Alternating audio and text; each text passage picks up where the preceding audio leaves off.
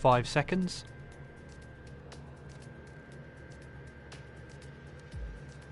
Good morning, good afternoon, good evening, and wherever you're watching in the world, welcome along to the Esports Mini League 1 rounds 3 and 4, which takes us first to Japan and then to Germany. Welcome along to what could be a title deciding night. In fact, it might not be a title deciding fight, it will be a title deciding night. Hang on, I've got to redo that one.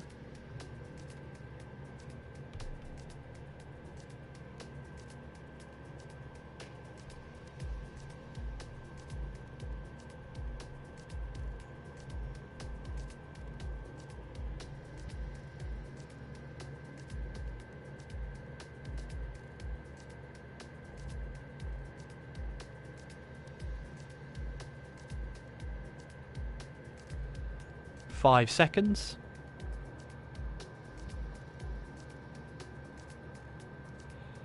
Good morning, good afternoon, good evening, and wherever you're watching in the world, welcome to TTTV. And this, of course, is Esports Mini League 1, rounds 3 and 4, which takes us first to Japan and then to Germany, where we will see which team will be crowned champion tonight. My name is Kieran McGinley. Fantastic to have you along with us. And joining me in the commentary box for the second week of racing here is Sondre Solhaug. Sondre, how are you tonight?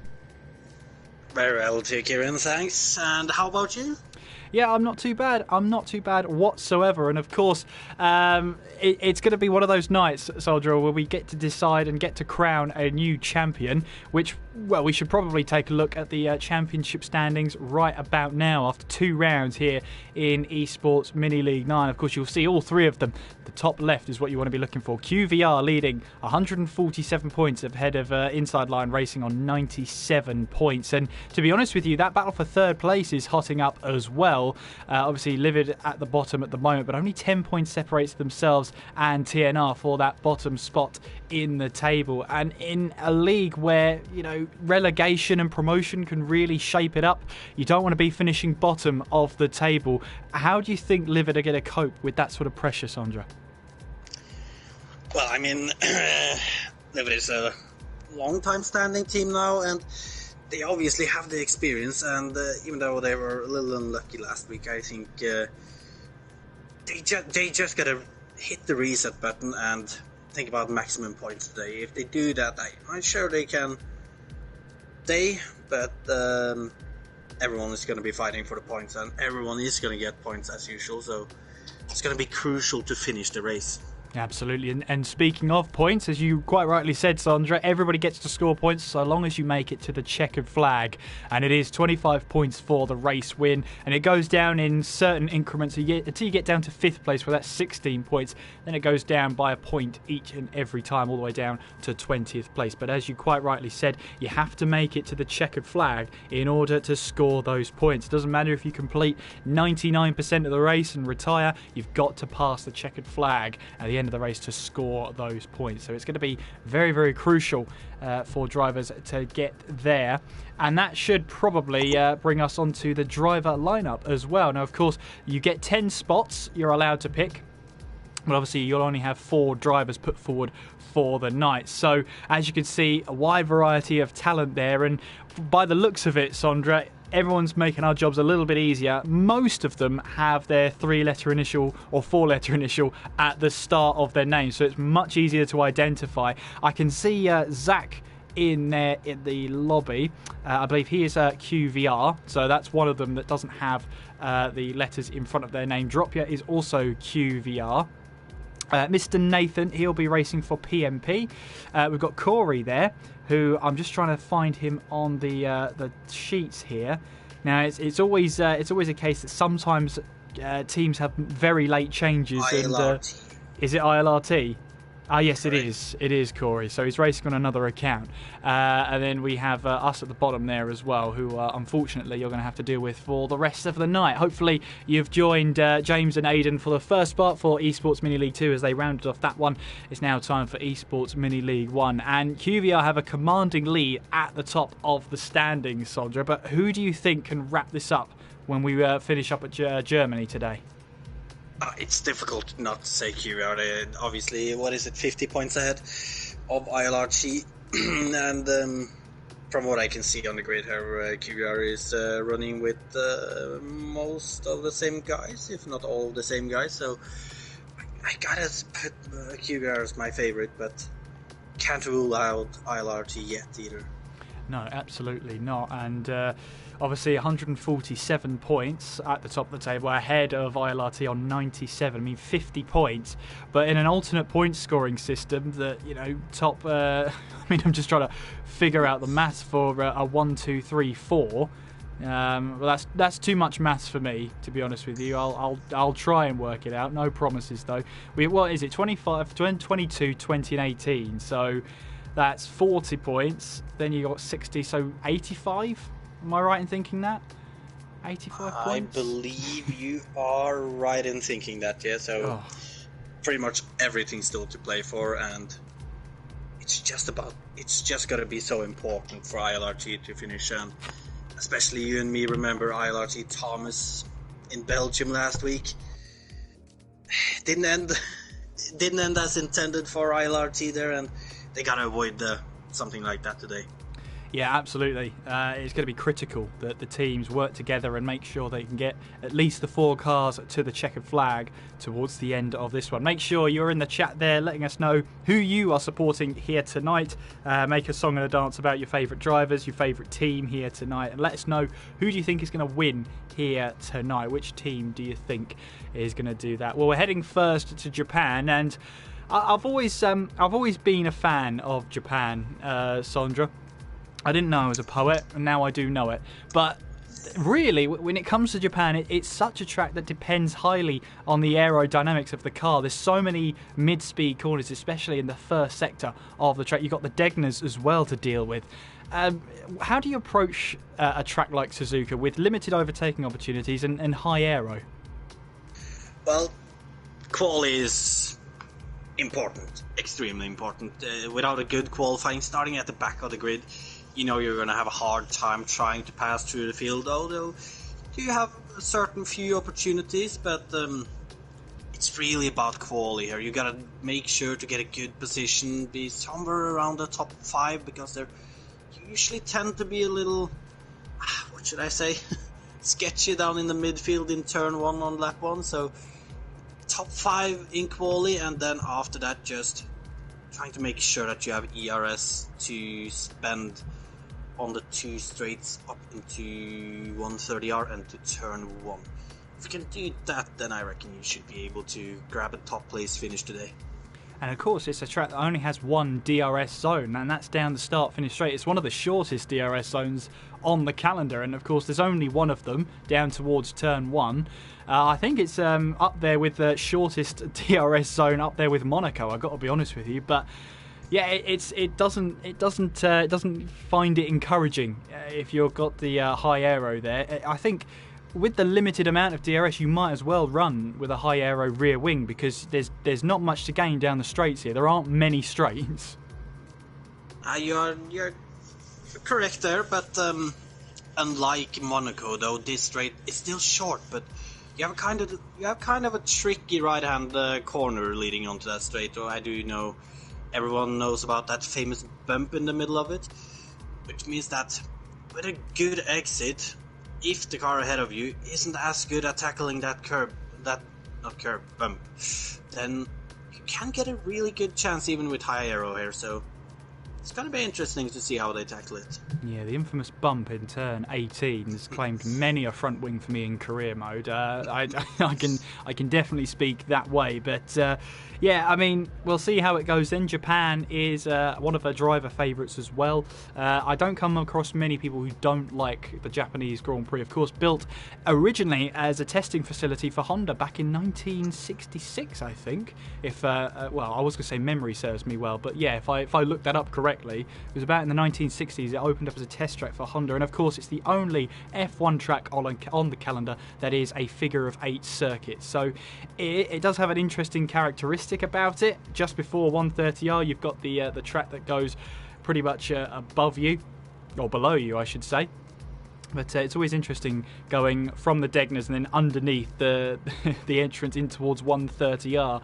Speaking of 130R, it's a flat-out corner nowadays, but it wasn't always that shallow of a corner. 130R pretty much is the name which was given to it because the original design of the corner, the original arc, had a radius of 130 degrees. So that's where it gets its name from, and that's why it was so sharp all those years ago. But with the safety concerns there, they decided to shallow out the corner just a little bit so you could take it a little bit easier. But a scary crash back in 2002 in the F1 cars for Alan McNish reminded us all that 130R is still a beast that needs to be tamed, even with these higher aero cars. I mean, we've come a long way since 2002, but I would say those cars were low to the ground, had a good amount of aerodynamics behind them, and still, it is a beast that needs to be tamed. Well, they did have a good amount of aero already in 2002, but you gotta remember though, like it's not just the aero, it's also the tires. You have more grip with the tires nowadays, and it really is. When you go through that corner, you do notice that it's not much of a slip up you need to do, but it's definitely not as it used to be. I think the most important thing about 130R these days is to not scrub up too much speed through the corner. It's so easy to overcommit in towards 130R and really steer the car in. You have to be really gentle on the controls in order to not brush off that speed, especially when you're going along in 8th gear. There's that certain amount of gear ratios which of course you're not allowed to adjust anymore in the game, so you've really got to focus on, well, what can the car handle? Should I shift down to 7th halfway through the corner, or should I just stay in 8th? I think most drivers you'll see tonight will stick with the stay in 8th option and just try and turn up the ERS on the exit. But then again, Sandra, that's probably why I'm in the commentary box. I don't think I did too well at Japan when it came to league races. Well, I wouldn't say I've been doing much better myself either. There've been a lot of mixed results here for me, but definitely I think we're going to see a lot of drivers sticking in 8th, but I also think we might actually see some drivers who won't bother to go up to 8th and just stay in 7th.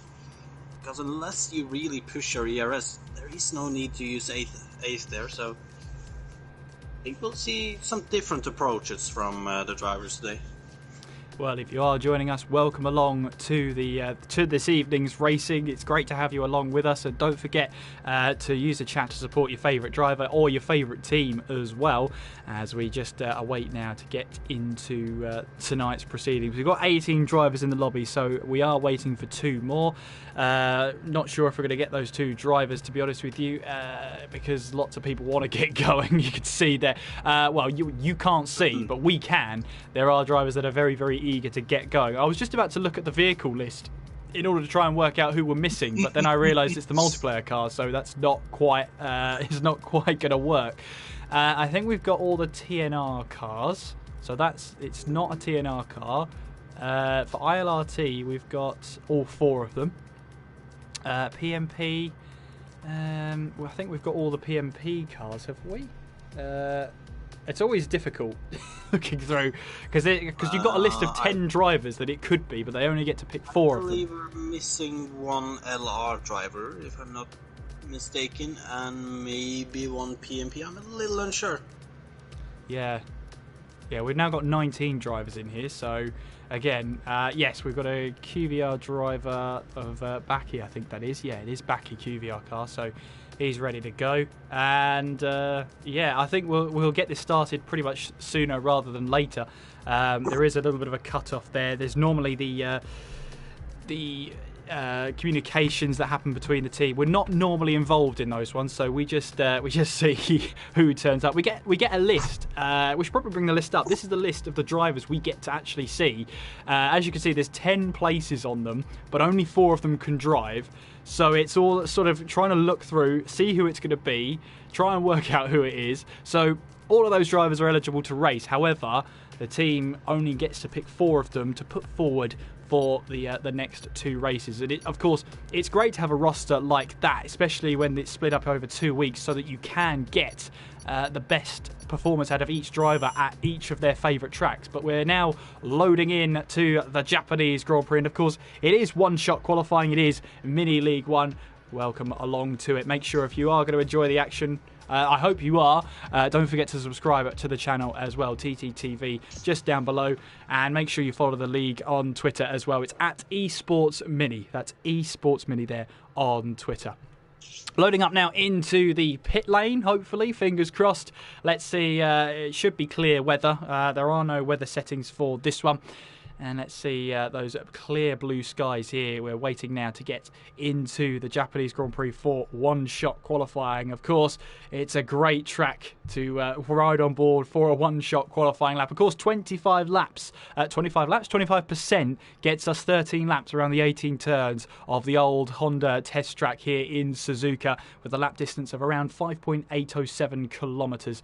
And, well, let's see how it all goes down then as we're waiting now to get into this qualifying session, and we will have to wait and see who we get to ride on board with. I'm having a look up and down the order. We'll try and find out and work out who it is that we are missing, but in any case, we're going to be getting ready now to see who we get to ride on board with. A couple of drivers still deciding their strategy before they get into this race. It should be a pretty straightforward one. It's going to be a one-stop, I can tell you at least that for now. But we're riding on board with Wei from the TNR team as he makes his way now down towards the start-finish straight, and let's see how he can take a good lap here of Suzuka, making his way now down towards turn 1, flying through there, cambers towards the apex there, try and get the apexes there as you make your way through, and now onwards towards that S section now through 3, 4, 5, and then you lose count. All you got to remember is the undulation through here can catch you out over the crest here as we head now inwards towards turn 6 then, and then up the hill through turn 7, through Dunlop curve. Be careful on that curve on the right hand side. You can attack it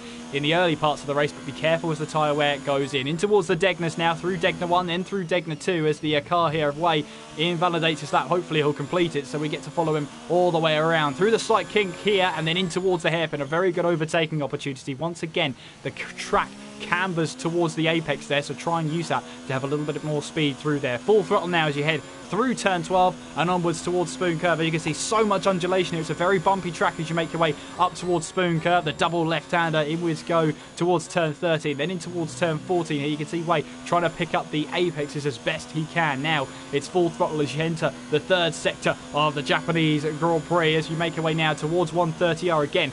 We talked about it before. It's all about scrubbing off the least speed possible as you make your way through now on towards the Casio triangle of 16, 17 and 18. Trying to kiss those curbs as best as possible as you make your way now down the hill and towards the start-finish line over the bump. And it is Zach there with a 27.5 who takes pole position for this Japanese Grand Prix here in Esports Mini League 1. And that is a huge advantage handed to QVR there, who are already at the top and could it look to extend it even further. So then let's have a look at the qualifying results then. So it is Zach who puts it on pole position ahead of Ginger with Ghosts in 3rd, Campbell in 4th, Geordie 5th with Cass in 6th, Verstappen in 7th, Backy in 8th, Thomas 9th and Nathan rounds out the top 10. It's Deneen in 11th, Bjorn in 12th, Owen 13th, Hazara 14th, Corey 15th, Thyman 16th, Thomas in 17th along with Wei Jonas there who did get disqualified there for invalidating the lap time. You saw Thyman there retired on his own accord. Obviously didn't think he was going to get a good lap time in, but he'll qualify in 16th place. So a good qualifying session there for QVR. You can see Zach on pole. You've got Campbell there who's on the 4th row or 3rd row of the grid. I'm going to say 2nd row. It's the 2nd row of the grid he was on. And he also had a car on the 3rd row of the grid as well. Of course, the top 10 are locked in on their strategy for this one. They'll have to start on the tyre they set that fastest lap in qualifying with. But I should probably introduce you, Sandra, into this before I talk my way out of this. I look like a good lap then. Looked like a good lap from Zach. I was following him, and he really seemed like he knew what to do in every corner. So it's gonna be difficult to beat today, I think. But he didn't have the best run off that bump in that famous last corner, though. So could be interesting to see what second place can do on the first lap. Absolutely, as we await now to count down in towards the race here tonight. We get onto the formation lap here for Esports Mini League 1, round number 3. And of course, the multiplayer cars means those livery designs and those livery editors who are working so hard to get the best livery on their car. We get to see them in all their glory. And QVR cars there, I believe, locking out for the top 4 spaces they can inside the top 8. So that is a huge and strong qualifying for them. Just to take you through the predicted tyre strategies, well, soft tyres here till about lap 6 to 8. That's when the pit window opens. For if you're starting on the medium tyre, normally you can get to 5 to 7 before the soft tyres can be a really viable option towards the end of this race. And of course, let's have a look and see who is on what then. Of course, the top 10 have to start on the tyre they started or set their fastest lap time in qualifying. So that means Deneen, Bjorn and Owen are all starting on the medium tyre. Hazara and Corey starting on the soft tyres. Thyman and Thomas there on the medium tyres, and then it is Way and Jonas there on the soft tyres, rounding up P18 and 19. I'm going to hand over to you, Sandra, for a prediction for the race winner to just put you on the spot.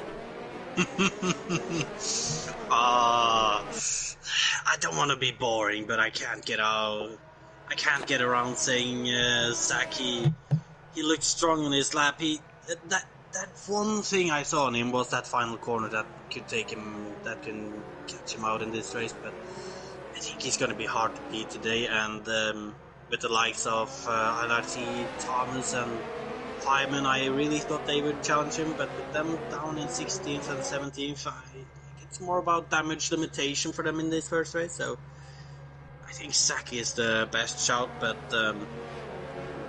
shouldn't forget about Ginger either, though. Yeah, and of course, Ginger there, he's starting on P2, and of course you get the inside line in P2. If you can get the start spot on, you've got a chance there of trying to take the lead in through turn 1. Of course, Thyman and Thomas did invalidate their lap times, or at least Thyman retired on his own accord, didn't think he was going to set a good lap time, with Thomas invalidating the lap altogether and starting down in P17. It's going to be a big job for them to try and get up the order. Remember, every single position in this race scores points so long as you make it to the checkered flag, and Zach now able to take his place on the starting line on the left hand side of the track and the racing line down towards turn 1. You've got Ginger there who'll be taking his place on the first row there, and the second position on the right hand side, and theoretically the inside line for the corner, but on the dirty side of the track. And in true mini league fashion then, it's 5 red lights, they'll go out and will go absolutely nowhere. We're waiting for this one, the clutches are in, and we'll go racing at some point. We are underway. What are the starts like? It's a great start from Zach. It's a great start from Ginger as well. He has to tuck back into the QVR car slipstream. You've got Ghost there making his way now in towards turn 1. Had to block off one of the QVR cars. Got a car off in style there. That's Geordie in the PMP car, getting very wayward there on turn 2. Able to gather it up and rejoin in 10th place there as he now makes his way up the field. He's just made his job a little bit more difficult as they now all make their way in through this S section now. You can see Geordie there. His tyres will be screaming in agony after that one as we now make our way up the hill. Nathan then in 9th place trying to make his way through. You've got Cass there in the, I believe, the lead PMP car, apart from Ginger, obviously, who's running in P2. He's there in 5th place, and we've got a yellow flag. I'm not completely sure what happened there, Kieran, but it looks like he was going to try to make it move around the outside in Digner on Simon, and got squeezed a little on the grass, it looked like, and it's just, I don't know if that would have been a good move to try, but he tried.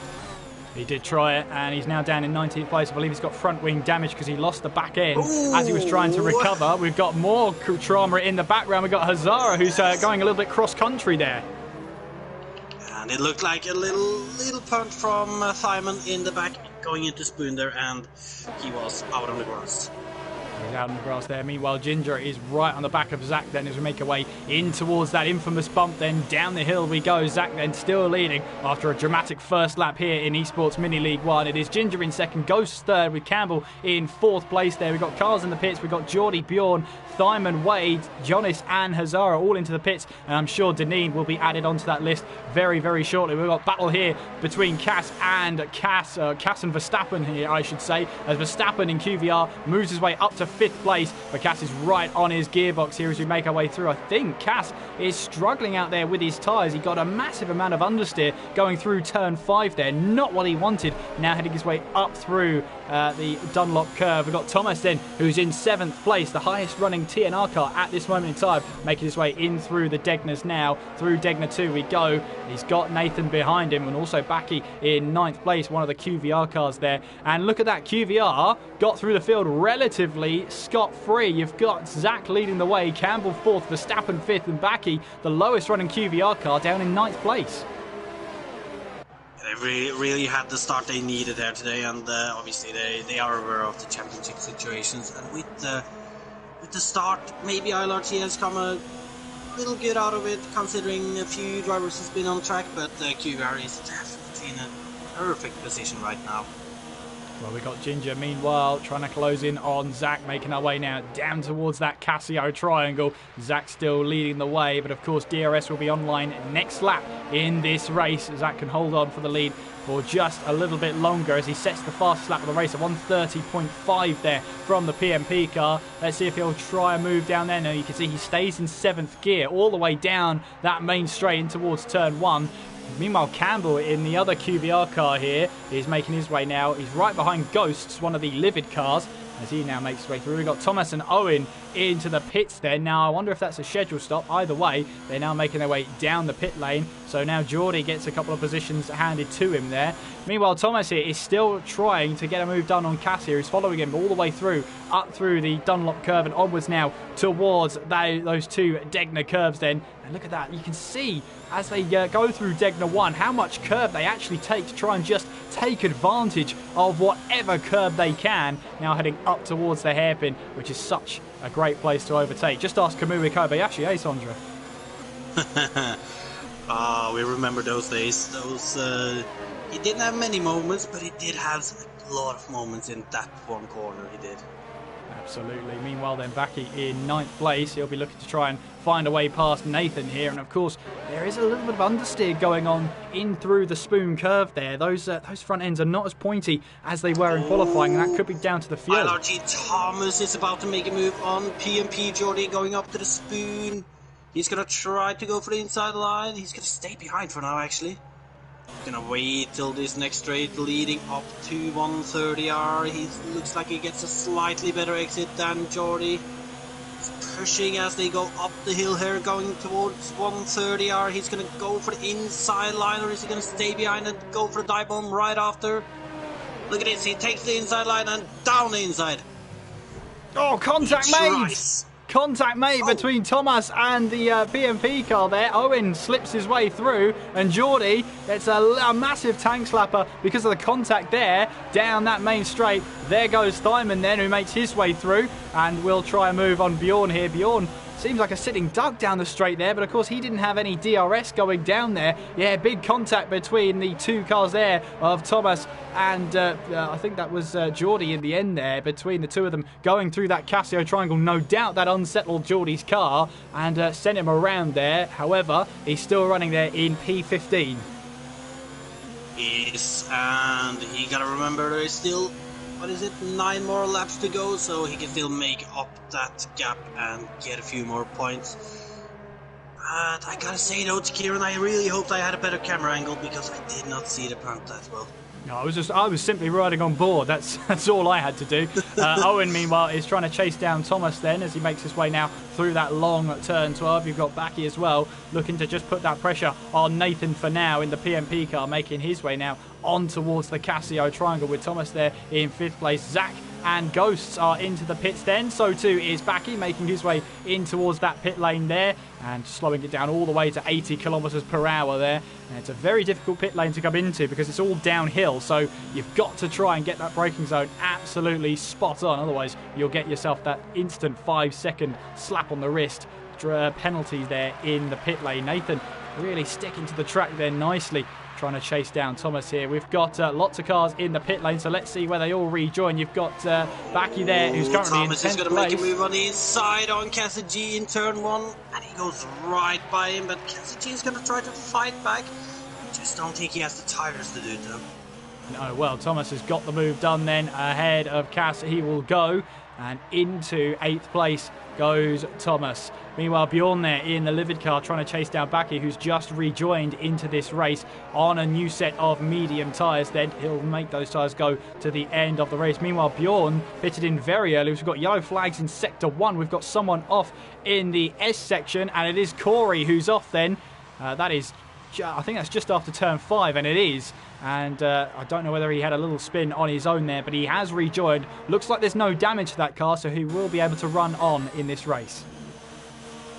He will. Oh!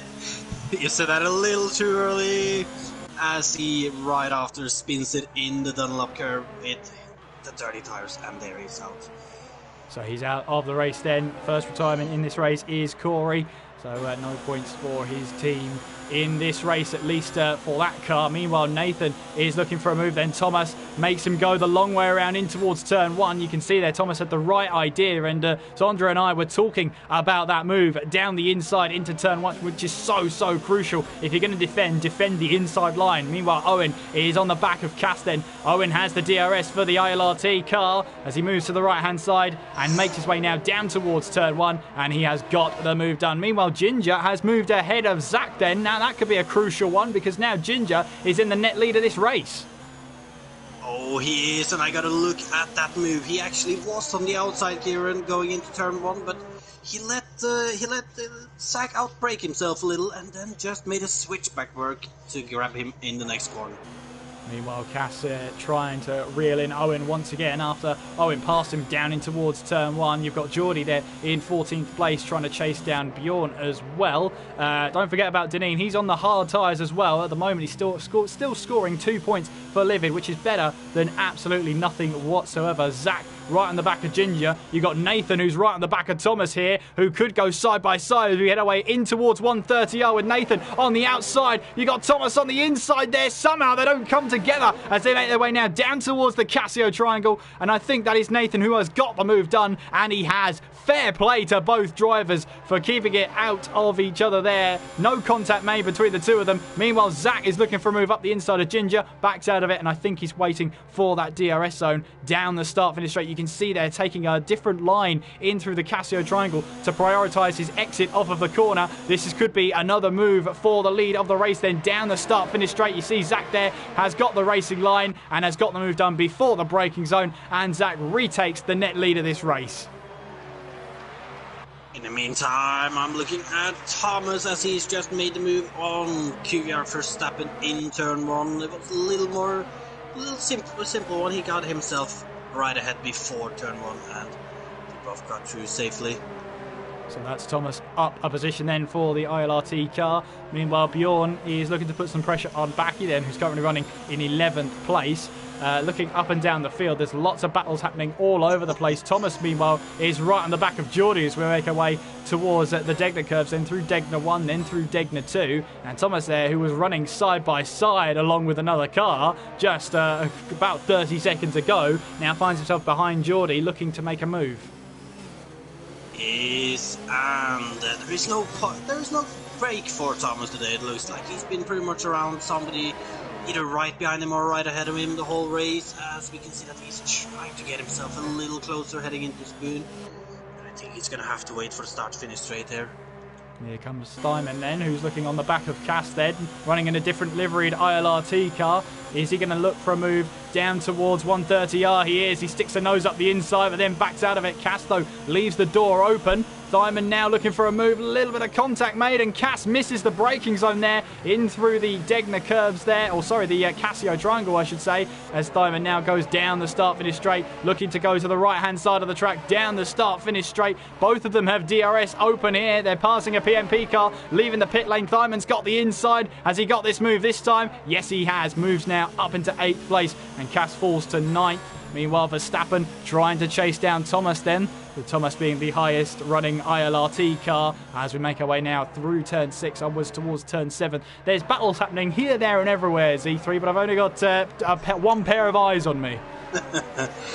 Well, luckily for you, I have a pair of eyes too, and as you were covering that battle, I was looking at Thomas that I said I didn't think would make a move before the straight, but I don't know what happened to Jordy, but he made a mistake after Spoon, I believe, and Thomas actually got past before 130 hour, but he got past back. Oh, diving down the inside. Down the inside. And then he's back past again. It really happens everywhere, Kieran, and just try to get everything we can, really. As we can see, that Jordy is going to try to challenge him into Spoon. He's going to have to back out of that one on the other end. Yeah, trying to put pressure on Thomas there in towards the Spoon curve, seeing if he's going to leave the door open, but as soon as he realised he wasn't, he backed out of the move. But he's got a good run down towards 130R. He'll have to go the long way round here. We've seen this before already from Thomas. He's already had to go side by side with one driver through 130R. He's had to do it again in towards the Casio triangle. I think there was contact made between the two cars there, as Thomas now leaves the track and has to concede that position, really, as he loses out on that one. Meanwhile, Ghosts then in third place, Campbell in fourth as he looks to try and find a way past. Bjorn in 10th place, looking to try and find a way past Cass, and of course the battling here that Cass has had to go through has cost him a bit of time. Bjorn on the soft tyres, looking to try and get them to the end of this race as well. That's going to be a tough task for those soft tyres to try and stay in good nick towards the end of the race. Zach, meanwhile, does lead it then, 1.8 seconds ahead of Ginger. He's found some pace here, he's found some rhythm, and he's got really good pace on him today here at the at Suzuka. We've got Ginger, Ghost and Campbell all locked in a battle for second place. Oh, they are, and I gotta be honest with you here, Kieran. I don't see a clear favorite between these three fighting for that second place. Ginger has been off their whole race, but the Ghost is really pushing to really put him under pressure here, and obviously Campbell behind too. He would love to make it a QBR 1-2 today. Absolutely, he's got two positions to find though. Ghosts and Ginger are the cars ahead of him. Meanwhile, we're riding aboard with Nathan as he makes his way now in towards 130R, following through Bjorn, and Cass takes a big lump of grass on the inside there. He's got to be careful he doesn't fall victim to that grass there and lose traction. Meanwhile, Bjorn tried to have a look up the inside of Cass then, going in towards the Casio triangle. He'll have some DRS then as we head down the start-finish straight. Cass wanted to defend the inside line, but it's too late as we're now going to go three wide now, down towards that turn one there, and they both make it through. Bjorn and Nathan make it past Cass there. I think he saw saw Nathan on his outside and decided to back out of the move altogether. Bjorn up to 9th, Nathan up to 10th. And what a brilliant move it was. Oh, I got a scary moment of Ghost almost losing it a little in Degner one there. But I did see that move when he went into turn one, and I really gotta be happy that it was a Cass who backed out in the end, because I don't think it would have ended well for him. Backy, meanwhile, on the back of Cass as he makes his way now in towards the hairpin. 4 laps to go, 3 and a bit if you're picky. Zach leads the way by 2.5 seconds ahead of Ginger, with Ghosts and Campbell following closely behind. Backy's got a really good run here as he makes his way towards the Spoon curve, but all that momentum and really nowhere to put it as he now makes his way in through that second part of Spoon curve. Down the hill then we go towards the Casio triangle once again. Campbell, Ghosts and Ginger still locked in battle for that second place. Ghosts might have a good run here. If he treats the bump with respect, he might get a good run down towards turn one. It is a very short straight to use that DRS, but look at the momentum he's building up here, staying in 7th gear.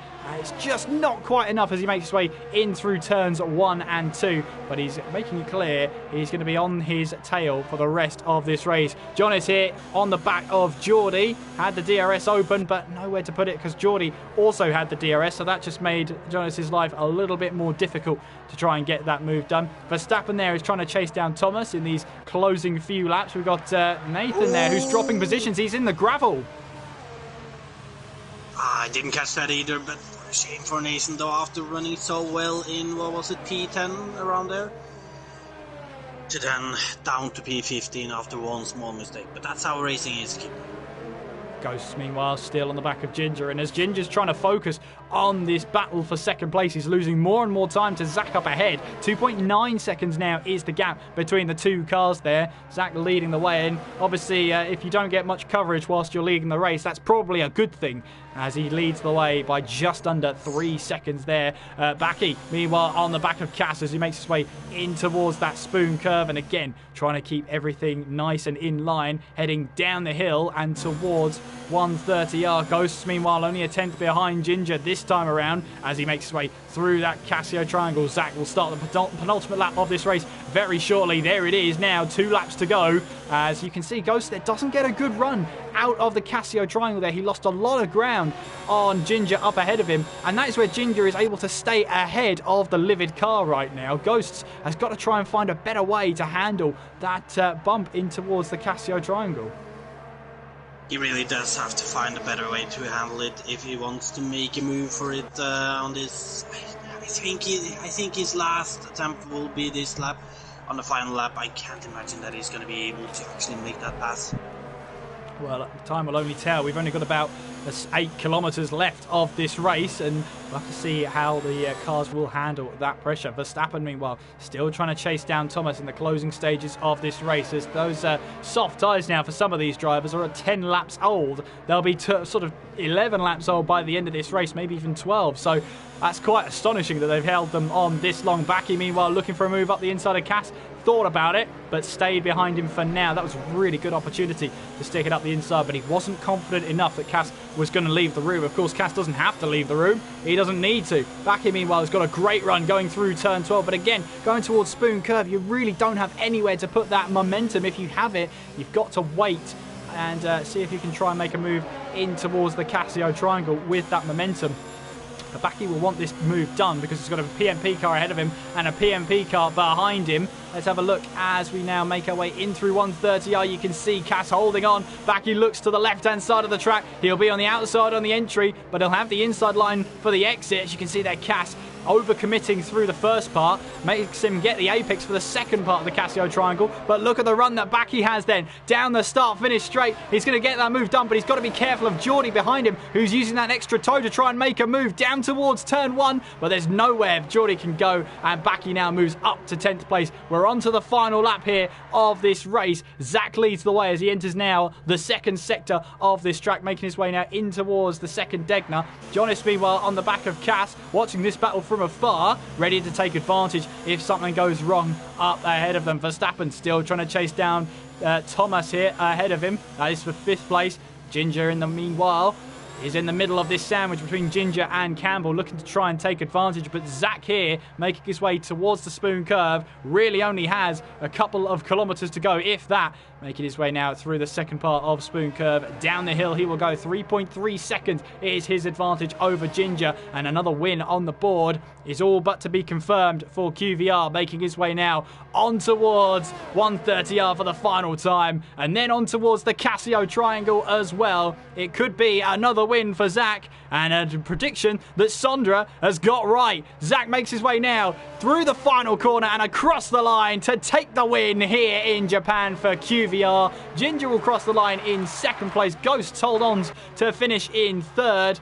And that is Campbell 4th, Thomas 5th with Verstappen in 6th place. Owen comes across the line in 7th, promoted to 6th through penalties. Thyman there in 8th place. Bjorn crosses the line in 9th. Baki 10th, with Geordie in 11th place and Cass in 12th.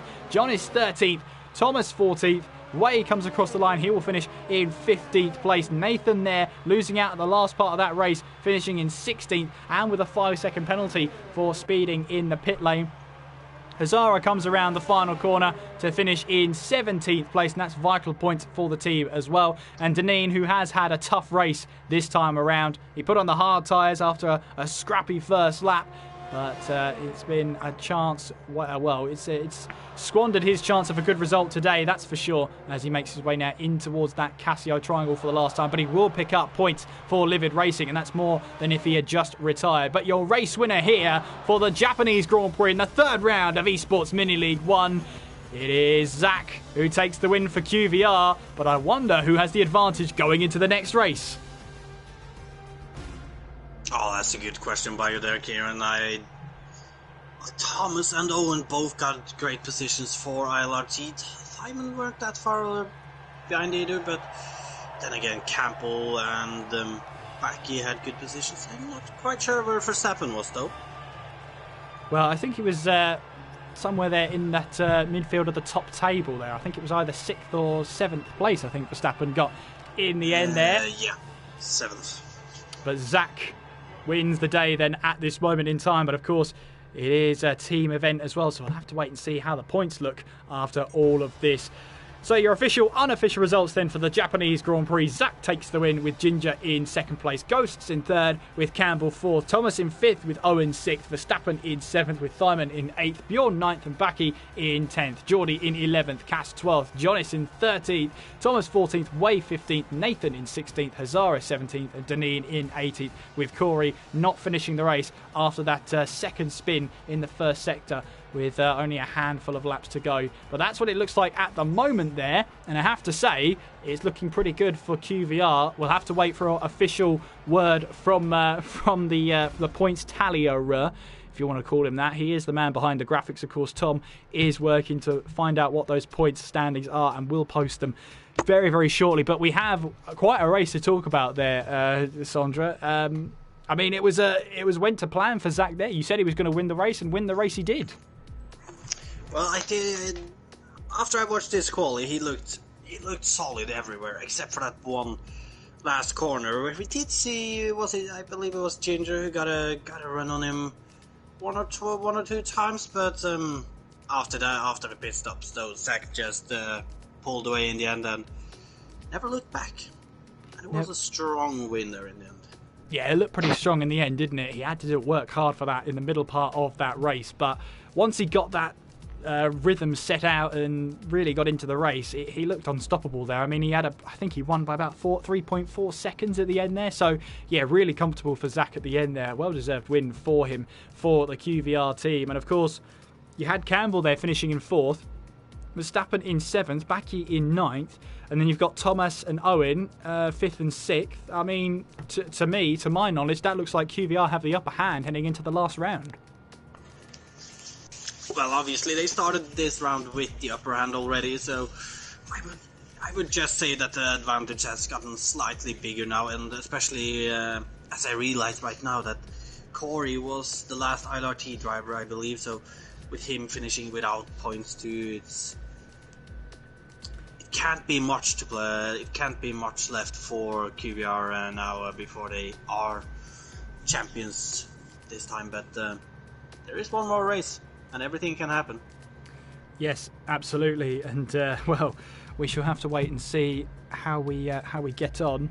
One thing is for sure, though, Sandra, we move on to Germany next in this one, and of course, Germany is one of those tracks that, especially for me, I seem to go to all the time, especially when F1 2019 is coming to a close. And I think for a good reason we keep coming back here. 17 laps takes us around 4.5 kilometres around the German Grand Prix, redesigned, of course, in 2002 from the near 7-kilometre behemoth that was the Hockenheim Ring. But we come here to the revised track, and it's been here ever since. Herman Tilke redesigned it in 2002, and one place where drivers are really going to have to be careful with in qualifying and in the race is turn 1. It is so easy to pick up a penalty there. It is, and the thing about that corner is obviously it's incredibly high speed you need to carry through there, and you can't get it on the inside through the corner or the outside after, so you really got to hit the apex spot on to actually get a good run there. And that's, of course, what you just mentioned, that a lot of drivers are going to struggle with it. And another thing about that corner is obviously that if you hit the curb a little wrong, you easily go out in a spin too. So it's going to be interesting to see who tackles that corner the best and who ends up in the wall. Yeah. Hopefully no one. Well, hopefully no one, yeah. I mean, there's 2 DRS detection points, 2 activation points. Heading in towards turn 1, you've got the first detection zone, and then you've got the DRS activation point up towards turn 2. You've got a separate detection zone and an activation point down through Parabolica, that's with a K, on towards the hairpin of turn 6. And that is really where we're going to see most of those overtaking moves, in towards turn 6. You've got such a difference of speed. It's such a long, extended DRS zone. You've got the DRS zone after turn 1 to get you close to the car in front, and then it's all about trying to get past them down the long curve straight, if you like, of Parabolica down towards turn 6. Yeah, you do, and it is really there we're going to see the most overtakes. You might see a couple of overtakes towards turn 2, but usually the drivers just tend to use that DRS to get them as close as possible to make the move stick properly in towards the hairpin. But there is a small straight after the hairpin, though, leading into a flat-out right-hander before we get into the little more twisty section, and we usually tend to see some overtakes there too, so by no means is the battle over if you make an overtake into the hairpin. Absolutely, and of course Tom's working hard in the background to work out the points. Of course, any points here are of course unofficial. There will be a stewarding process after tonight's proceedings have finished in order to see which results stand, where they if there are any time penalties to be handed out after the race, all that lovely jargon that honestly, Sandra, that you and I did it once and decided, you know what, it's not worth it. Well, I'm assuming you're talking about back in the day when we were both racing in TTL then. Maybe. I don't know. I don't know what you're thinking of. Some traumatic memories. The only incident that ever happened between us in league racing. I can't understand what you're talking about. No. You're right though, but unfortunately for me, I am one of those stewards for this event, so... Oh dear. I'll be one of those guys sitting there and evaluating what their drivers are doing, so... Yeah, absolutely. Any videos get sent your way, make sure I'm not included whatsoever. Absolutely not. It's great to have you up here because it gets us a chance to, well, basically have an opportunity to talk to not only a driver but a steward as well. It's quite interesting to see how you're going to view these at the end of it. Of course, I recommend biting your tongue now and deciding after the race. That's probably the better idea. However, it is good to have almost a pundit up here. I mean, I did about, less than 10 league races? You've done many more than me, I can say that right now. A few more, you can say? A few more? What, 11? A couple of years more? 11 races, yeah. But yeah, I mean, we're getting onto the German Grand Prix as hopefully very, very soon. We've got 18 drivers in the lobby at the moment, and we're looking at seeing how it's all going to go down. Hopefully Tom is working in the background. Obviously, it does take a while to work out the points as we go along, but if we see how it is going to go along, we will absolutely keep you up to date as best as we can. Obviously, as we keep saying that all the points scored are all added up. Every position scores points so long as you make it to the checkered flag, which means for the ILRT team, they had one driver that didn't make it to the checkered flag in Corey, and so they're effectively a driver lighter in those point standings when they get added up at the end of this race. So we shall see how that adds up towards the end of it. Remember, it is, what did I say it was? Maximum you could score? 85 points, wasn't it? So if it was 85, wasn't 85 it? for one race, yeah. So the way we've got to look at it is if QVR have outscored ILRT by, 35 points? Well, it would be 36, wouldn't it? If they've scored 36 points more than ILRT, then they'll have wrapped it up. The problem is, we've got to work that out. And we know from experience in Mini League that I don't do the points for a reason. I think one of the first Mini Leagues we did, I think it took me about 5-10 minutes to announce the winner, and everybody had already put it in the chat who had won. I was like, no, it's not official. But yeah, everybody had figured it out much quicker than me, so it makes more sense for somebody else to do it. It really does. Fortunately for you, I think I can comfort you in saying that it's good that I don't do them either, because I would probably be sitting there for 10 to 15 minutes just like you, saying to everyone that it's not official, and then coming up with the same as everybody else's. So you're not alone. Yeah, well, absolutely. We'll have to find out how it all goes down. As we're just waiting for, I believe, one more driver now, seeing how we're going. But we're counting down now into the race, and hopefully we'll be able to get the points to you very shortly. If not, of course, the points will be uploaded to the Esports Mini League page at Esports Mini. Because they are unofficial results, we're not going to confirm who wins it. You never know. It's all great. I had a song and dance saying, oh, yes, this team's won, and then having it played back later and actually, oh, no, this team got penalty here, here, and here, and actually they didn't win it. It has happened to me before. I don't want it to happen to me again, so that's not happening again. Anyway, we're getting into the German Grand Prix now, as one-shot qualifying awaits us here, and as I say, it's a track that lots of people enjoy. I bet you enjoy as well, Sandra. I really do, and fortunately for me, I'm not one of those drivers who really struggles with turn one. I'm quite comfortable there, so I really enjoy this track, and especially when you head into that twisty section after you had all those straight lines.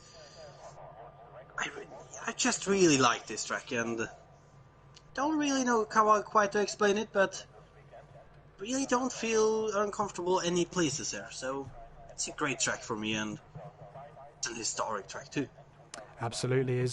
We have got some unofficial points in the chat there if you want to go and have a look. Obviously, we'd love you to have a look there as we now count down in towards this one.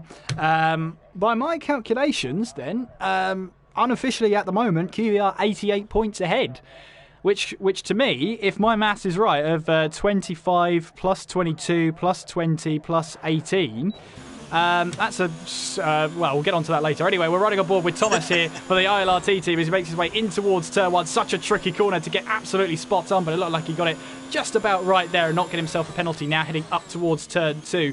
Watch out for the sausage on the inside curb there. That can unbalance the car as you make your way through turns 3 and 4 and onwards now towards that DRS zone. The second one going through that long left-hander all the way now down towards the hairpin. You've got plenty of time to pick out your braking point here. Braking just at the 100-metre board now and turning into the corner. Shift down to try and get that little bit of rotation there to get yourself around the corner. Now making our way in towards turn 7. The fast right-hander now comes to the infield stadium section here with 8, 9, 10 and 11. Where you can place those corners is beyond me, but now going through 10 and 11. That right-hander there, watch out for the curb on the exit. You don't want to be running too wide there. Get as close to that wall as you dare in towards turn 12 to open up the corner. Now heading towards Zach's curve here in towards turn 13. The track cambers towards that apex. You use that to your advantage in towards the quick chicane of 14 and 15. Then towards Sud curve of turn 16 and then turn 17 here, and it looks like there's going to be someone on pole position. Who's it going to be? It's going to be Geordie, is it? Yes, he is going to be Geordie by just about half a 100th of a second there. He steals pole position away from Zach there on that final straight. Thomas there in third place, and as you can see down the order, a lot of drivers disqualified from their lap, assuming that was at turn 1. So that is a PMP car on pole position, and let's take you through those qualifying results then of that one. It was Geordie on pole position by 0.042 seconds. Thomas missing out on pole position by 0.046.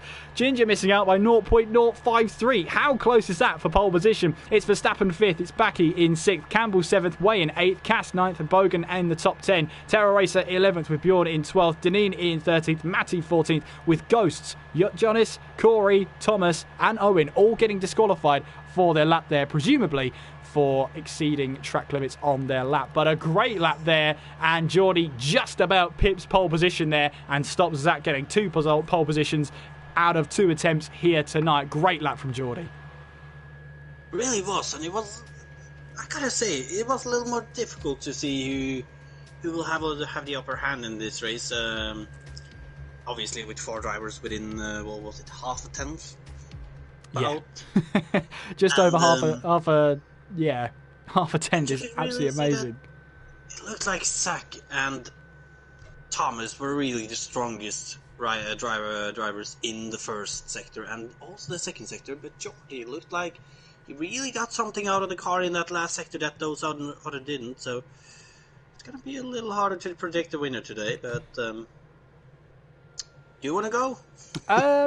I think Zach could make it 2 out of 2, but he's got a PMP car to deal with as well. So that is where his problem lies. You've got a great run down towards the hairpin. If you can get that move done into turn 1 and try and run away with it, that is your best chance to try and make your way through. But meanwhile, we're now getting underway for the formation lap here for the German Grand Prix. Like I was saying before, the maximum you can score in an esports mini league race for the 4 cars is 85 points, and QVR lead by 88.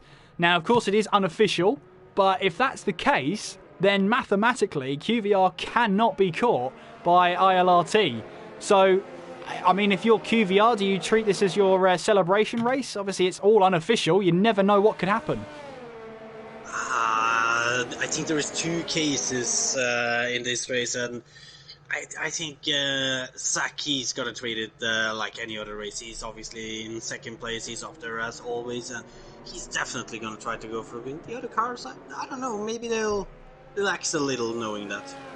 And of course, here's your strategy here for the German Grand Prix. If we bring that up on the screen, lap 4 to 7 if you're starting on the soft tyre, and then that should take you to the end of the race. If you're starting on the medium tyre, the pit window opens on lap 19 and closes on lap 12, and it is a short run on the soft tyres to get you to the end of this race and the end of Esports Mini League 1. Of course, this is our final race of the series and the final race of tonight, and we'll hopefully see some good racing here at the German Grand Prix at the Hockenheim ring. As you'll see, Geordie making his way through Zach's curve, and of course that camber towards the inside really helps you turn into the corner, carries a little bit more speed through there. But Geordie now making his way through Sud curve, through turn 17 and onwards towards the start finish line to take his place on the grid. Again, the grid positions here promote that second place as the inside line, but this time around, you've got a much more clear racing line that you get to start from. Geordie taking his place on the start-finish line here, pretty much on that first grid position. But we are moments away from round 4 here at the German Grand Prix of Esports Mini League 1. And of course, in Mini League fashion, the 5 red lights go on, they'll go out, and then we'll start the starting procedure. Clutches are held, and we'll get underway at 1 point. We are underway. What are the starts like? It's a great start from Geordie. It's a great start from Thomas as well as we make our way now in towards turn 1. You've got a QVR car defending the inside line there. Can everybody make their way through? You've got a car off just there. I think that was Jay Bogan there making his way off the track, running on the outside, making our way now in towards turn 2. Can everybody keep their nose clean then as we make our way through? You've got Corey there who's had to run wide in towards turn 2. And meanwhile, Ginger is running side by side now with 2 cars there trying to work it out. That's Zach, who didn't get a great start at all. He's down to 4th place, heading now in towards the hairpin as you've got cars there running side by side all the way through the hairpin. Can everybody keep it nice and tidy going through? It looks like so far so good then, as we've got Ginger here going side by side with Thomas then going through turn 7, and you've got the PMP car who'll have the inside line. Ginger trying to push Thomas off the track. Ooh, and it's worked. That was a huge cover. A big one.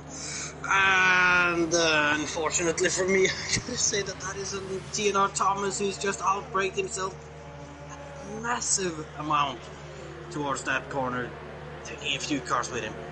That's unfortunate. Matty caught up in it as well as Ghost, and I think T. Jonas was caught up in it as well as we make our way around for a lap of the circuit. Terror Racer, meanwhile, starting on the medium tyres in this race. Watch out for him in the closing stages. He could have some serious pace about him if he can get this first move and first strategy run down to a core. He's trying to chase down Bogan here in towards turn 2 and then onwards towards turns 3 and 4. He gets a good run, a little bit sideways there. Meanwhile, further up ahead, Thomas and Ginger are battling away. Thomas has just gone purple through sector 1 here as we make our way now down towards turn number 6. In towards the hairpin we go. Can Ginger and Thomas settle this on the track? They're running side by side on the exit of the hairpin now. In towards turn 7, Thomas is the inside line here. Is he going to give him the same treatment? He leaves him the room there, as does Ginger, heading in towards turns 8, 9, 10 and 11.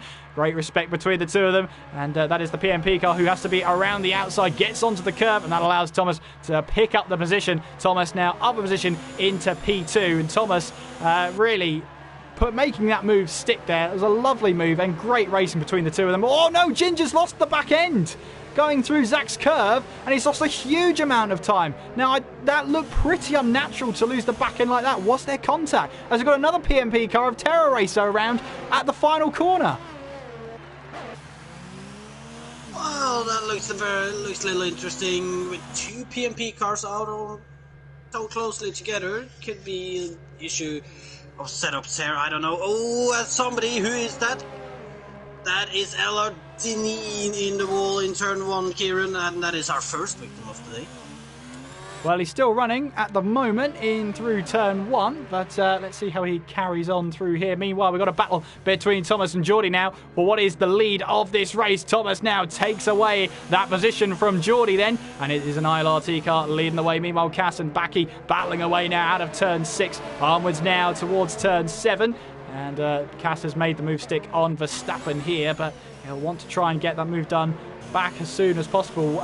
Way, meanwhile, up in 8th place, trying to keep his cool here, as he's got his livid car rival of Bjorn at the back end there, as we make our way in towards turn 12, onwards now towards 13.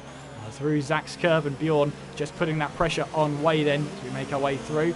Meanwhile then Thomas leads the way then out of the final corner and onwards towards to start lap number 4 in this race. Campbell into the pits then on lap number 4. This looks like an early stop. In fact, this is when the pit window is open now for the soft tyre runners. We've got yellow flags in sector 3. That looks like Deneen who's in trouble again. Yes, he is. He's doing a bit of cross country at the moment.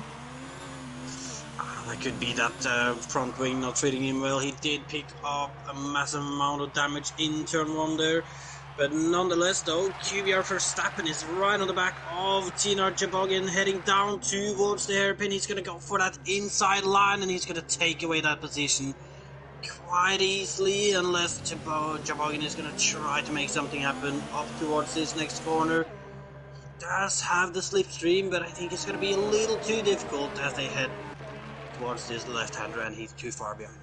Zach getting away past his teammate there of Campbell. Upper position he will go. Meanwhile, Bjorn and Owen there battling away in towards turn 6 there. Owen putting on the squeeze and Bjorn saying no thank you. But Owen just about holds on there again. He's trying to hold the inside line for turn 7 there, and Bjorn tried to get a move there. The door wasn't open. He tried to force it open there, and that was just not happening for Bjorn there. He had to give that one up. There was just no way he was going to make that work.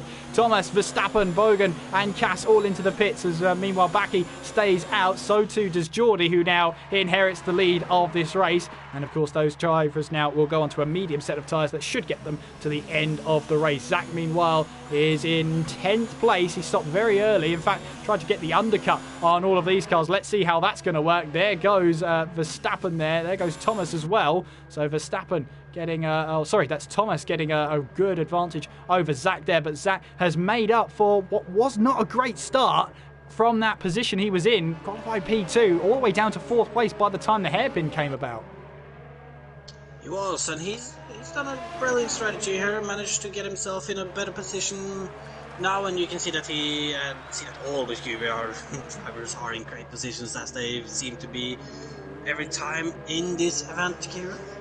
Yeah, absolutely. The 3 QVR cars there running, I believe that's 6th, 7th and 8th there. So it's great to see them running in formation. They've got 3 positions that they could gain from Geordie, Corey and Backy. Bjorn is going to go for a move though on Owen. He can't really get it to stick here though, but he's not going to give up on it, as he's going to go side by side into this fast right-hander. As Owen manages to somehow keep it around the outside, and he has the inside for the Sachs car, and he's going to regain his position there.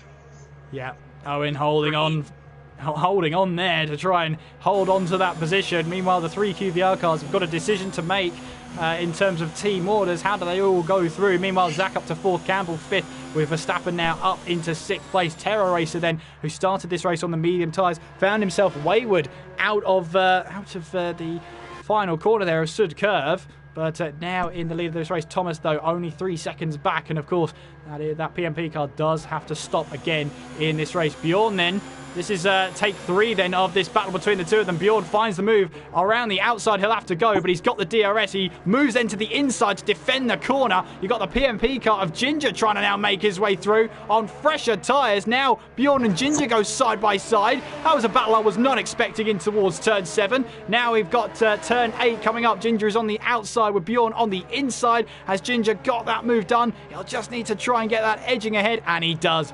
Ginger then up to 11th place there. A nice move on Bjorn and just opportunistic driving to take advantage of that one. Really was, and like you, didn't see that one coming either, but I think it might have helped Bjorn out a little by getting past Owen those, as you could see that Owen just couldn't find any gaps going through that hairpin. Nonetheless, though. Bogan taking a little bit of IndyCar line going through the final corner there, taking a bit of track limits there, but I'm sure he would have got a warning for that one. Lap 7 here of the German Grand Prix. We're riding on board with Bjorn as he wants to try and get this move back done on Ginger. Meanwhile, Campbell up ahead. Verstappen gets a little bit onto the grass as he's trying to chase down his own teammate. The three of them here have a huge decision to make. Obviously, they're going to be working together here. Bjorn, meanwhile, what's going to happen here between himself and Ginger down towards the hairpin? Bjorn doesn't go for a move this time around. Owen a little bit too far back to try and take advantage there as we now head our way towards turn 7, and the three of them will stay in formation like they will the QVR cars, running in 4th, 5th and 6th. Really showing team domination here today. Yeah, absolutely, as we've got yellow flags in Sector 1. That's Deneen, who's out of the race. Unfortunate for him, but it's not been his day today, unfortunately, and he now retires down there in 19th place, and where Livid needed those points, they're running one car lighter in this race once again. They are, and it's not going to make it easy for them, obviously, fighting that fighting in that drop zone down in the standings. It's going to be difficult for them, but they still have 3 drivers left to fight their battle, so hopefully they'll be able to do something. However, Bjorn is stuck in this battle with Ginger, not Jordy. He's a little further up ahead.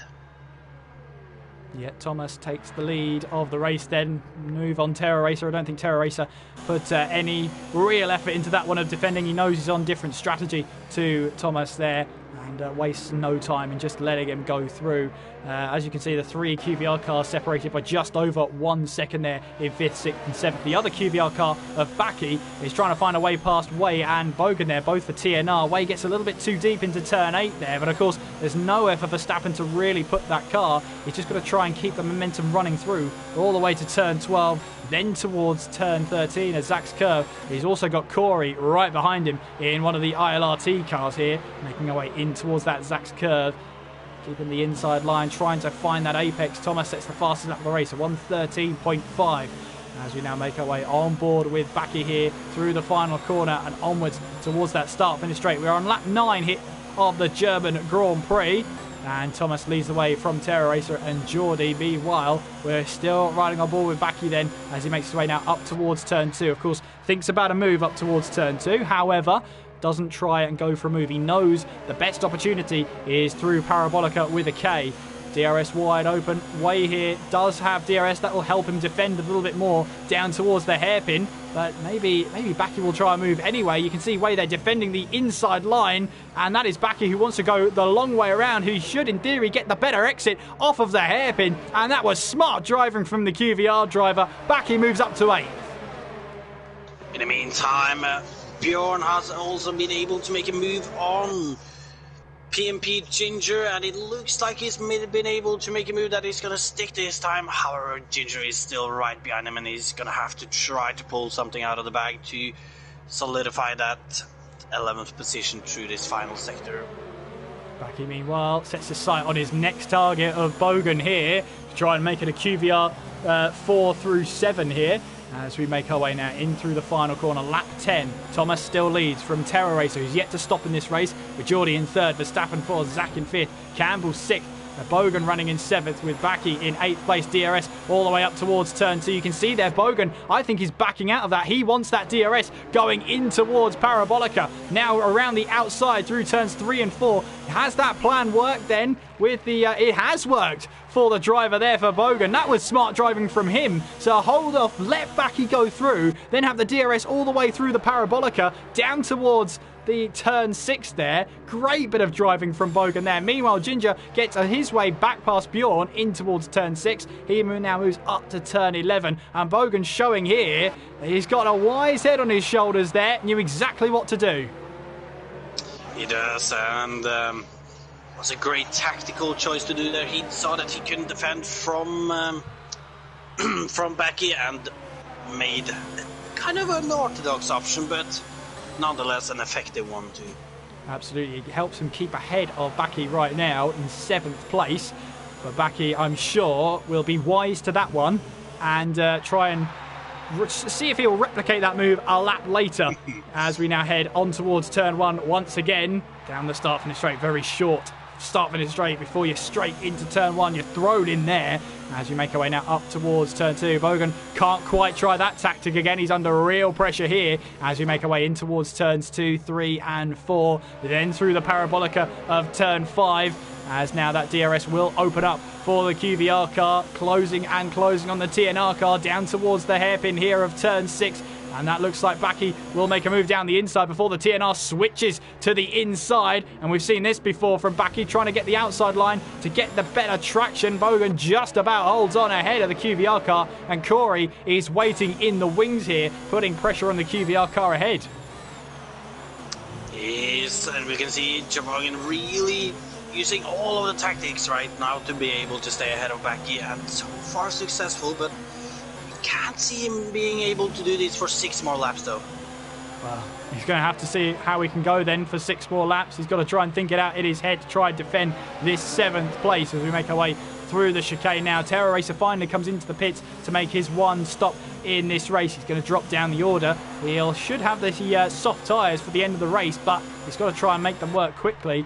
And of course they will be much more wearing in this race as I think that was 2 drivers there getting time penalties. Baki was one of them. Didn't quite see who the other driver was. I think it was Bogan who got the 3-second time penalty as well.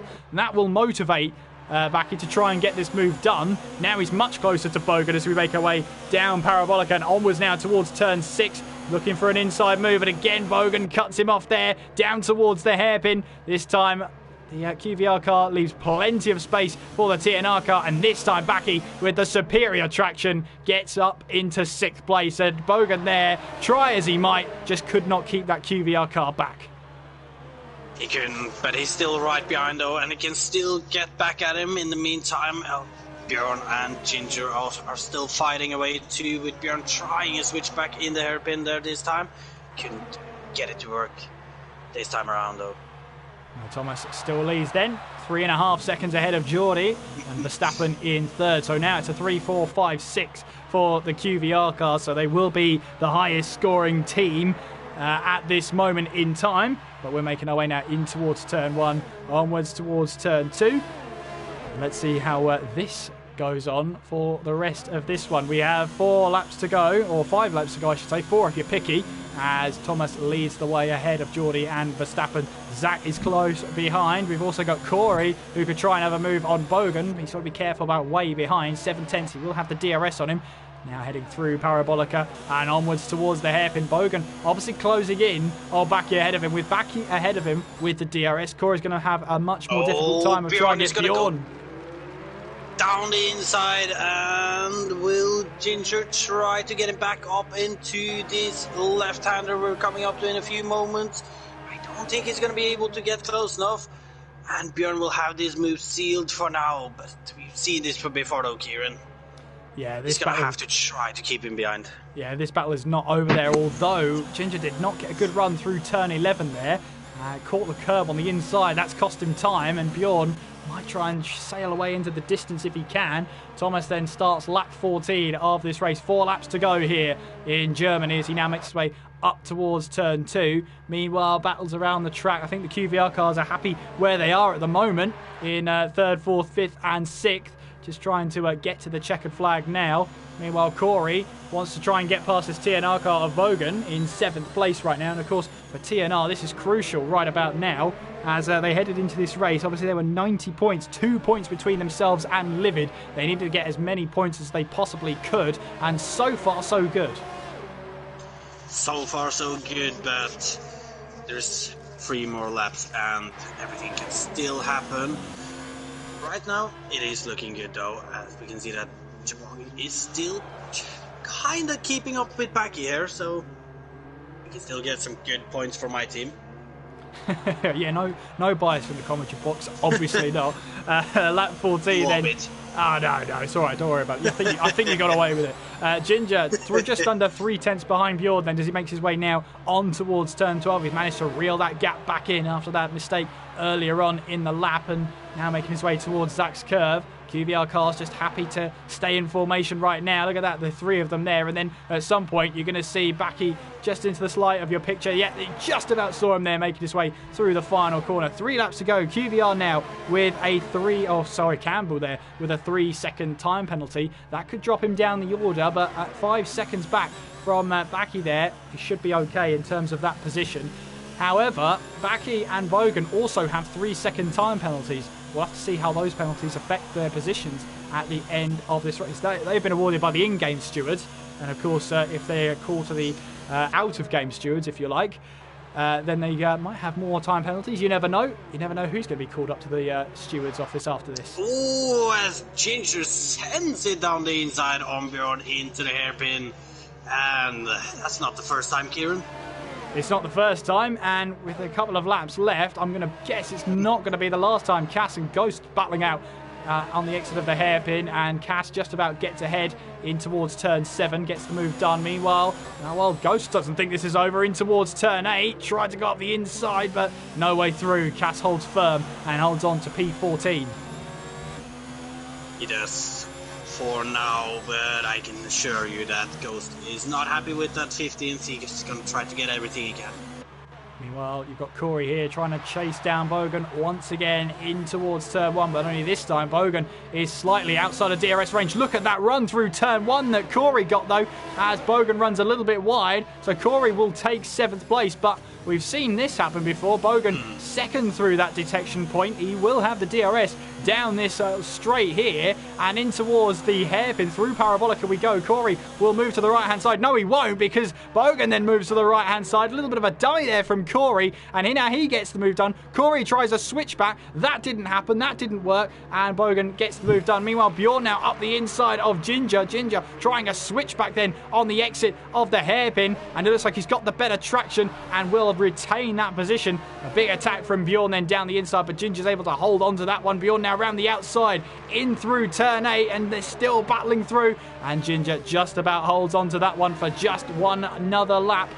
And he knows now Bjorn is a serious threat to that 10th place. He's got to try and hold on as best as he possibly can. He will, and in the meantime we have the 2 drivers of LR Ghost and PMP KCG fighting further behind too.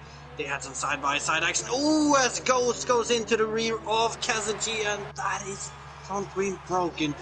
That is gone. That's going to make it difficult for him now.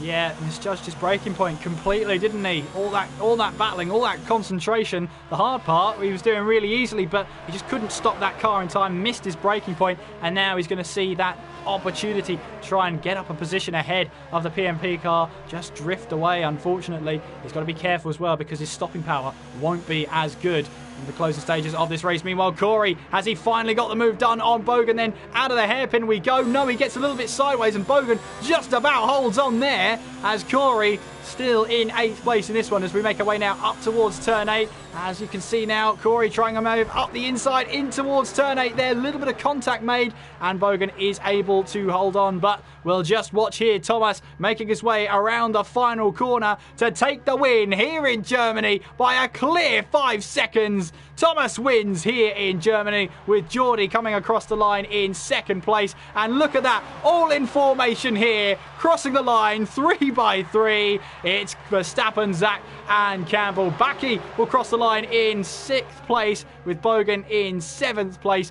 Corey in 8th, Way in 9th. He's now promoted up to 7th through penalties there with Bogan in 8th. Bjorn now up to 9th, Ginger 10th, Terror Racer 11th, Corey in 12th. Owen crosses the line in 13th place, Cass in 14th, Ghosts in 15th place, promoted up to 14th place there, with Cass now finishing in 16th place. Then it's Thomas and Matty, 17th and 18th. Thomas in trouble at the start, put on a set of hard tyres to get to the end, and he now finishes in 17th place with Matty there coming around the final corner, who will take the last point scoring position.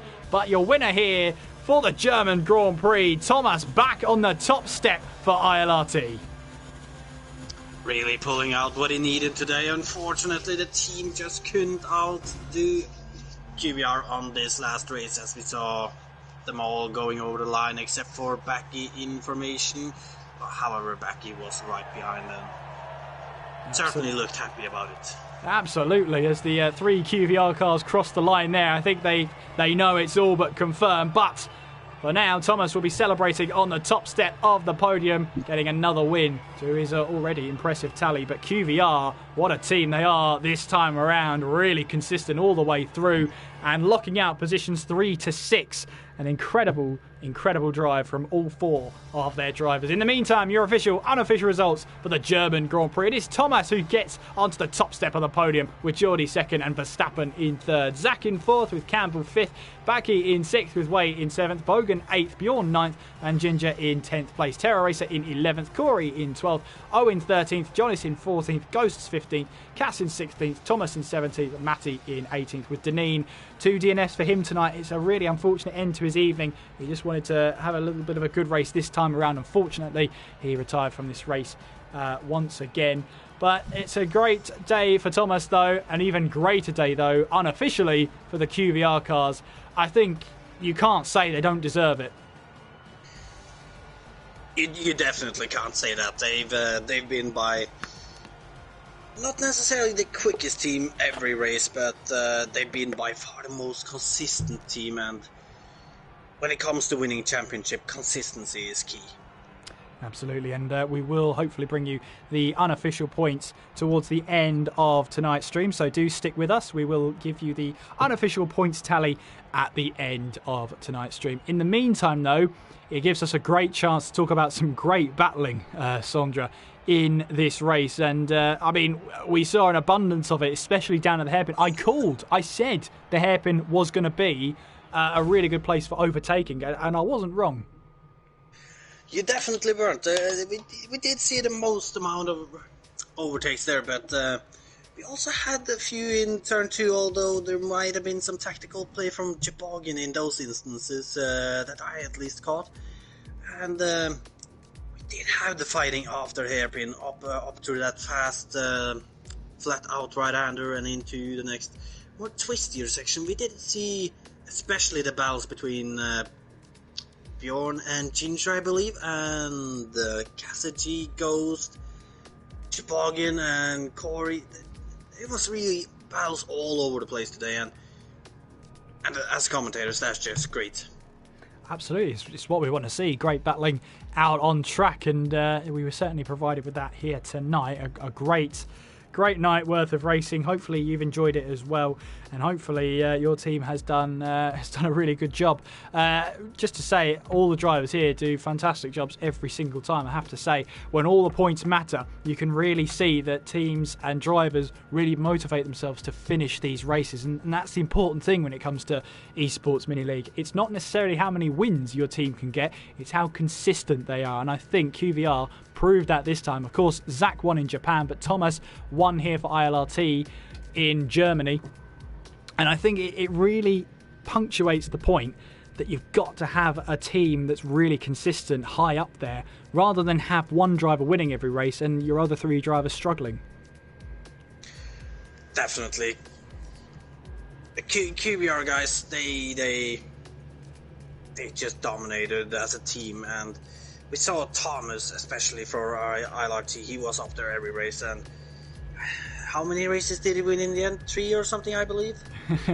Yeah, it seems. I think it's 3. Maybe not. Yeah. Well, it was definitely 2, the first and this last one, but it doesn't help enough if you win races if your team doesn't do well as well, though.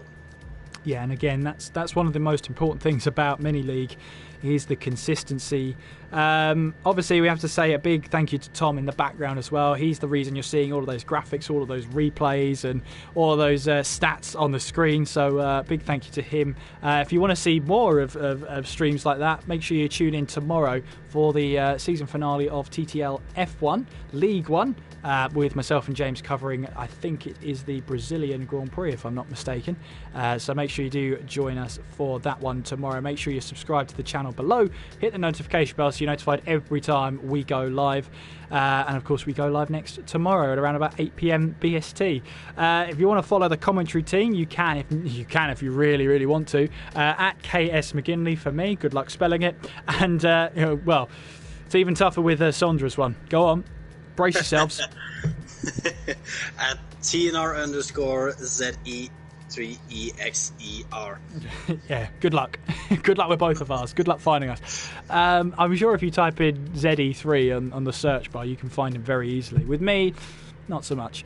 But we do have some official points tallies here for you in the chat.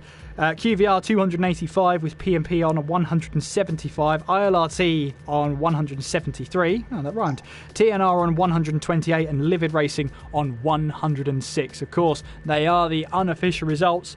Hopefully the official results will be up tomorrow, so make sure you're following at Esports Mini to find out the official results, which will be published tomorrow. But thank you very much for watching tonight's stream. We hope you've had a great time. We hope you've enjoyed the commentary and the racing as well. And remember, tomorrow night, you can join myself and Mr. James Head for the season finale of TTL F1 League 1. But I must say as well, thank you to Sandra for being a great commentary partner in this one. It's not often we're in the commentary box together, but I think we did all right. I'd like to think so myself, and I want to say thank you to you for having me doing this. I really have enjoyed my time here these 2 weeks. Well, great stuff. That's what it's all about. And thank you as well for watching along with us and putting up with our commentary styles. It's a tough one, I know. But anyway, thank you very much for watching. And until next time, I've been Kieran McGinley. And I've been Sondra Sorak. Take care of yourselves. And we will see you next time.